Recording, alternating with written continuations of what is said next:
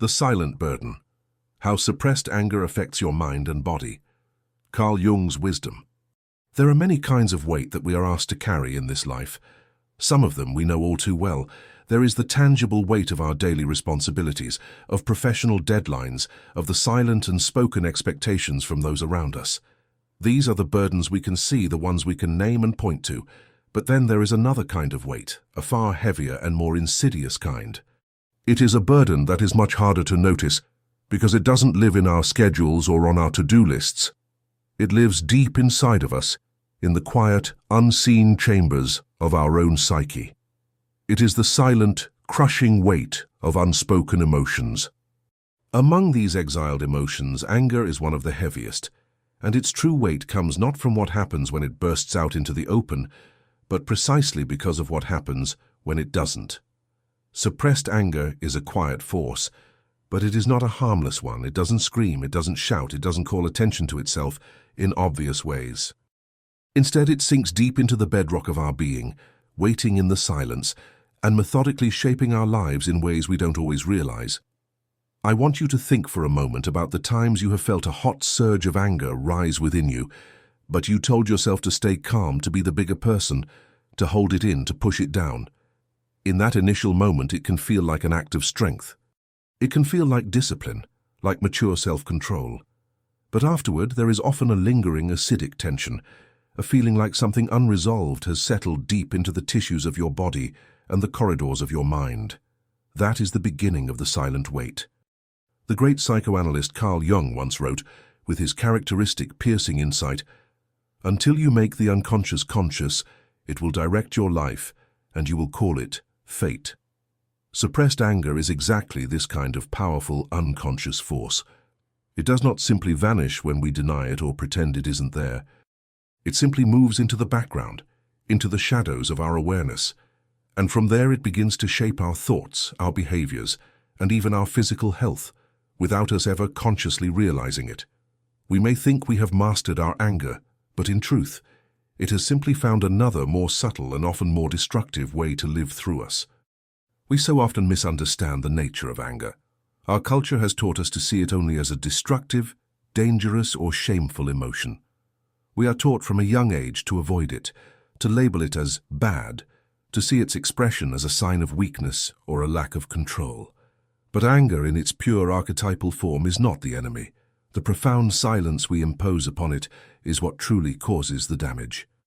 Because every single one of our emotions, even the difficult ones, carries a vital message. And when we refuse to listen to that message, it does not simply disappear. It waits. It presses against the walls of our psyche from within, gathering energy and pressure until it finds another way out. This silent internal struggle doesn't just touch the mind, it inevitably reaches the body. The immense physiological stress that builds up when we consistently bury our anger can take up residence in our muscles, creating chronic tension. It can live in our elevated heartbeat, in the shallow pattern of our breath. It can slowly and subtly change how we carry ourselves, how we sleep, and even how we perceive the world. Slowly, relentlessly, it begins to weigh us down, like carrying a heavy invisible stone in our chest that seems to grow heavier with each passing year. Jung often spoke of the shadow, the hidden, disowned part of ourselves, where the feelings and impulses we reject are stored. When we suppress our anger, it becomes a significant part of this personal shadow. It is not lost or gone. It is simply hidden, exiled from the light of our conscious awareness, and from there it shapes us from the dark, unseen corners of our psyche. And if we never turn toward it, if we never make the conscious space to face it and understand its message, it will continue to guide our choices and color our reality without our permission or our awareness.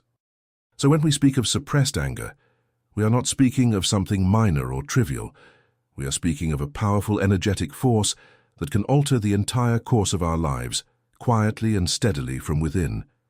The silent weight does not announce itself with loud, obvious warnings. It moves quietly, reshaping us from the inside out. And the longer we carry it, the more deeply it embeds itself into the very fabric of our mind and body. This is why understanding the nature of suppressed anger is not just an intellectual exercise. It is a vital act of self-liberation. Because only when we can name it, only when we can bring its presence to the surface of our awareness, do we give ourselves the chance to finally release its hold. Not through acts of violence or destruction, but through the courageous and compassionate tools of awareness, of healthy expression, and of honest, unflinching reflection. And so, the journey we are embarking on today is not about learning how to avoid anger or how to become better at hiding it. It is about learning how to face it, how to understand its sacred message, and how to integrate its powerful energy into the whole of who we are. Because when we do, the silent weight finally begins to lift, and what was once a source of immense heaviness and pain can miraculously become a profound source of strength, clarity, and vitality. When anger is not expressed, it does not simply vanish into the ether. The mind, in its attempt to maintain control and social harmony, does not erase it. Instead, it tucks it away, holding it tightly in the unconscious, as if trying to keep a heavy lid on a boiling pot. At first, this act of suppression may feel like a victory. We tell ourselves we are calm, rational, and composed. We pride ourselves on our ability to rise above the fray. But beneath that placid surface, the mind is still holding that raw, powerful energy. And holding it requires a tremendous and often invisible amount of effort. This constant effort builds into a pervasive inner pressure. It is the same kind of insidious pressure you might feel when trying to hold your breath for too long. The longer you suppress it, the more strain it places on your entire psychic system. Anger that is not faced and processed does not dissolve, it transforms. It morphs into a chronic low-grade tension that becomes a silent companion, following us into our conversations, into our work, and into the quietest moments of our day. The great psychoanalyst Jung once wrote, "What you resist not only persists but will grow in size." This is the hidden paradoxical truth of suppressed anger. The more we actively fight against feeling it, the stronger and more dominant it becomes in our unconscious. We may think we are pushing it away, but in reality we are feeding it with our own resistance. The mind becomes preoccupied with the very thing it is trying to hold back. Even if we are not consciously aware of it, this inner pressure often shows itself in small telltale ways. You might notice yourself feeling inexplicably restless, unable to sit still or focus on a single task. You might find your patience wearing dangerously thin in situations that normally would not bother you. Or you may experience a constant, humming undercurrent of unease, a persistent feeling that something is vaguely wrong, even if you cannot name what it is. This is not a sign of weakness or a character flaw. It is the mind signaling that it is carrying too much, that its container is full to the brim. Over time, this state of inner pressure begins to fundamentally shape how we perceive the world. The mind, always holding a baseline of tension, becomes hypervigilant to potential conflict. It may begin to interpret neutral situations as threatening or frustrating. It may anticipate problems before they even exist, rehearsing arguments in the shower or preparing for battles that will never be fought. This heightened state of sensitivity is utterly exhausting. It steals our precious psychic energy from the present moment and diverts it toward the thankless task of guarding against emotions that have not been allowed to be expressed. It is crucial to understand that this is not simply a mental burden. The brain and the body are deeply, inextricably connected. When the mind holds suppressed anger, the nervous system prepares the body as if a real, physical danger is near. Stress hormones like cortisol and adrenaline rise, the heartbeat quickens, the muscles tighten in preparation for a fight or for flight. This powerful physiological response was designed to prepare us for immediate, decisive action. But when the anger never finds a healthy expression, when the action never comes, the body remains stuck in this state of high alert far longer than it was ever meant to. Think of it like being forced to carry a heavy, awkward weight that you are never allowed to put down. At first, you may be able to bear it. You may even after a while forget it is there because you have grown so accustomed to the strain. But day after day, week after week, the unrelenting weight wears you down. The strain may not be visible to others, but inside, the mind is profoundly weary.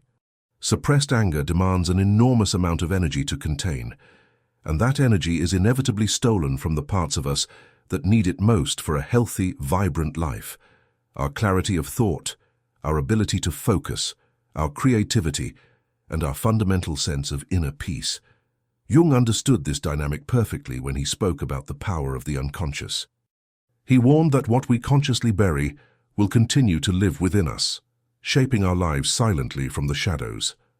The immense pressure of unacknowledged anger is one of the clearest and most potent examples of this principle. We may think we are in control because the anger has not erupted outward. But the truth is that the mind is already carrying the heavy metabolic cost of that emotion every single moment that it remains unspoken and unaddressed. This is why living with suppressed anger can feel so profoundly confusing. On the surface, nothing dramatic has happened. We may not have shouted or argued or acted out in any discernible way. Yet, inside, there is a constant, low-grade noise, a restlessness that will not quiet down. We may even begin to question ourselves, wondering why we feel so unsettled when, logically, nothing seems to be wrong. This is the silent pressure at work. The danger is not only in how this affects our daily thoughts and moods, but in how it accumulates over time, becoming a deeply ingrained habit. We become so used to holding our anger in that eventually we can forget what it even feels like to release it in healthy, constructive ways. The mind adapts by keeping the pressure contained, but the cost is the gradual and tragic erosion of our inner peace. So when we speak about the mind under pressure, we are not speaking about an abstract idea. We are speaking about the lived, embodied reality of carrying a powerful emotion that has nowhere to go. It shapes our moods, it shapes our thoughts, it shapes our very sense of being. And the longer it is suppressed, the more the mind bends under the relentless strain, until the pressure itself becomes a part of who we think we are. When we suppress anger, we often make the mistake of thinking we are keeping it contained within the mind, tucked away in some hidden, abstract corner where no one, not even ourselves, can see it. But the profound truth, supported by decades of psychological and physiological research, is that the body always remembers. Even when the conscious mind insists that the anger is gone, that it has been dealt with, the body continues to carry its potent, unresolved energy. The body does not forget. You have likely noticed this yourself in small, seemingly insignificant ways.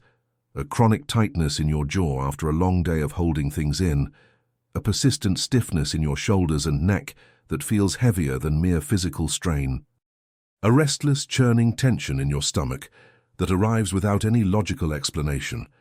These are not random aches and pains, they are signals. The body is speaking the eloquent, pre-verbal language of suppressed emotions. Carl Jung once said, "There is no coming to consciousness without pain." Suppressed anger often becomes a very literal kind of pain that manifests itself physically in the body. It can begin with subtle signs like tension headaches that return again and again, or restless nights of broken, unrefreshing sleep.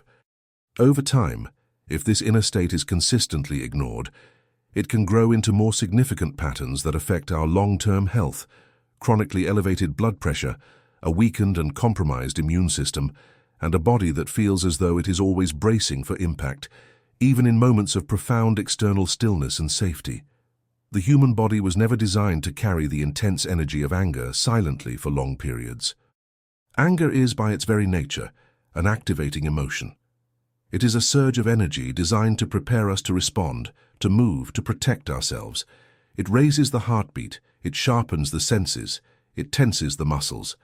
This is the body doing its job perfectly, preparing us for decisive action. But when the anger is suppressed, that action never comes. The body then remains locked in a state of high alert readiness, as if it is perpetually waiting for a moment of confrontation that never arrives. Imagine holding a heavy, awkward bag in your outstretched hand. At first you can manage it with relative ease. After a few minutes your arm begins to ache. After an hour, it begins to tremble uncontrollably. After a full day, it feels nearly impossible to continue holding it. Suppressed anger works in exactly the same way. The body holds the immense physiological weight of that unexpressed energy.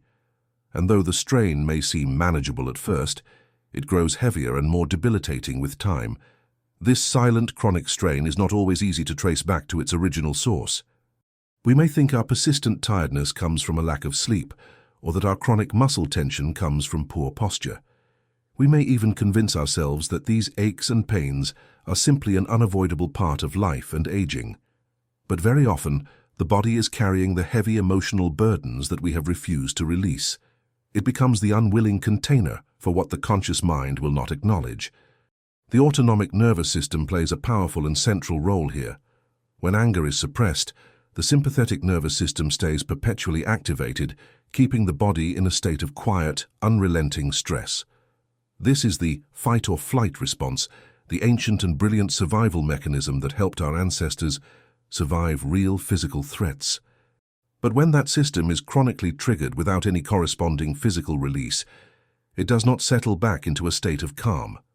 The body begins to live as though a potential danger is always just around the corner, even when the external environment is perfectly peaceful. Over time, this constant state of activation wears the body down, leaving it feeling fatigued, unbalanced, and vulnerable.